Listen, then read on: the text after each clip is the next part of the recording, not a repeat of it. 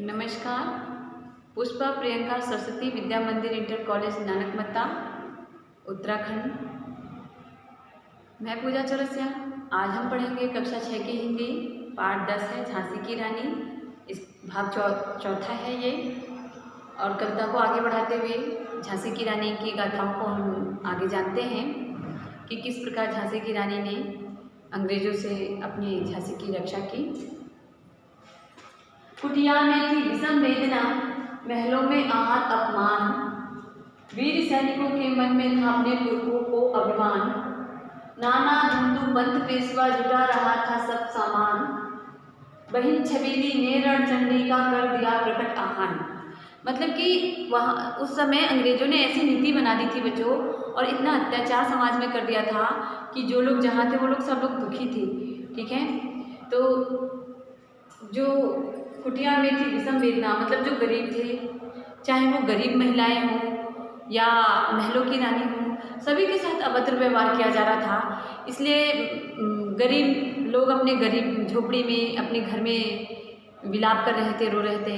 रानियां महलों में कर रही थी, और महलों में आहत अपमान, मतलब कि रानियों के साथ भी बहुत अभद्रपूर्ण व्यवहार किया जाता था, उनका अपमान किया जाता था। ठीक है, और जो सैनिक थे वो मन ही मन सोचते थे कि हम अपने पूर्वजों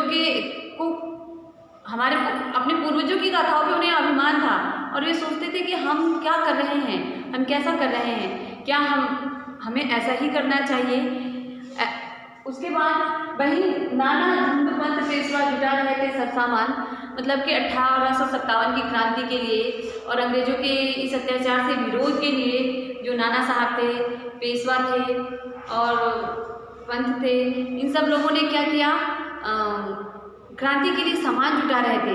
और इसी बीच रानी लक्ष्मीबाई ने क्या किया, रणचंडी बन करके, मतलब अपनी झांसी की रक्षा के लिए वो माँ भवानी की तरह रूप धारण कर लेती हैं, तलवार उठा लेती हैं और युद्ध का ऐलान कर देती हैं। हुआ यज्ञ प्रारंभ, उन्हें तो सोई ज्योति जगानी थी। बुंदेले है बोलो के मुँह, हमने सुनी कहानी थी। खूब लड़ी मर्दानी, वह तो झांसी वाली रानी थी। यानी कि जगह जगह यज्ञ प्रारंभ हो गए क्रांति के। ठीक है ना, लोगों को क्योंकि जगाना था ना, और यज्ञ प्रारंभ होना कि मतलब क्रांति के लिए लोगों को जगाना, उन्हें सोए हुए लोग जिनके अंदर क्रांति नहीं थी, उनके अंदर क्रांति की भावनाओं को विकसित करना।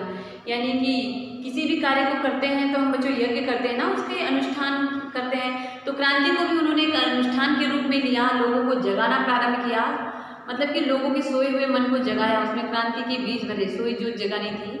बुंदेले हर बोलो के मुँह, हमने सुनी कहानी थी। खूब लड़ी मर्दानी, वह तो झांसी वाली रानी थी। ठीक, महलों ने दी आग, झोपड़ी ने ज्वाला सुलगाई थी। यह स्वतंत्रता की चिंगारी अंतर मन से आई थी। झांसी चेती, दिल्ली चेती, लखनऊ लपटे छाई थी। मेरठ कानपुर पटना ने भी भारी धूम मचाई थी।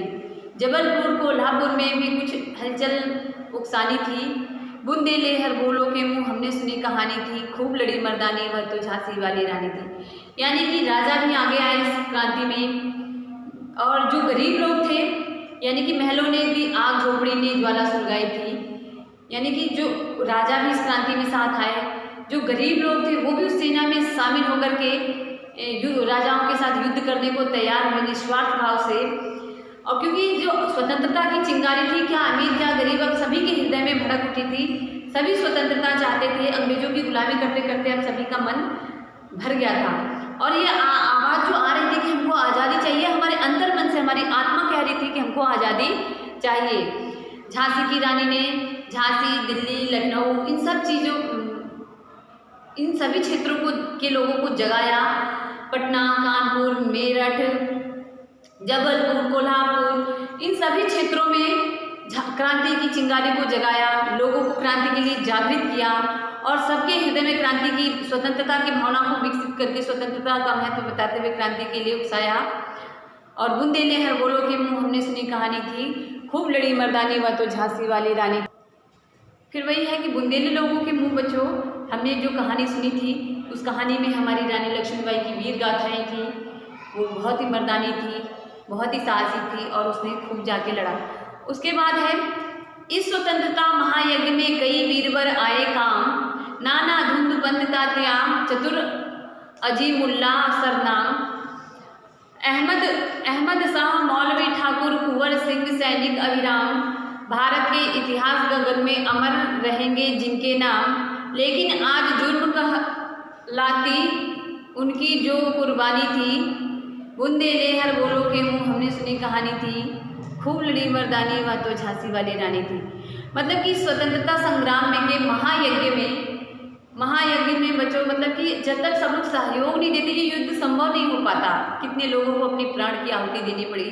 तो उस समय वीरवर आए काम, मतलब जो वीर थे जिन्होंने इस स्वतंत्रता को समझा और अपना सहयोग दिया, उनमें से महान नाम थे नाना साहब के, धुंधु पंत के, तात्या टोपे के और अजीमुल्ला के और अहमद शाह मौलवी के, ठाकुर कुंवर सिंह के। ये जो सैनिक थे, इन लोगों ने हर तरह से तन से, मन से, धन से इस स्वतंत्रता संग्राम को आगे बढ़ाने में अपना सहयोग दिया और भारत के इतिहास में इन वीरों के नाम हमेशा अमर रहेंगे। ठीक है। लेकिन जो अंग्रेज थे वो क्या कहते थे, इसे जुर्म कहते थे। जिसे हम कहते हैं कि ये हमारे वीर हैं, वो उसे क्या कहते थे, देशद्रोही कहते थे। और इन्होंने उनका अपमान किया, उनकी कुर्बानी को व्यर्थ मतलब बर्बाद करना चाहते थे। लेकिन हमारे भारत में सबने एकजुट होकर के स्वतंत्रता के युद्ध में भाग लिया और लड़े। कुछ विश्वासघात पात्र थे जिनकी वजह से हमें अपने वीर सैनिकों के और ज़्यादा प्राण गंवाने पड़े।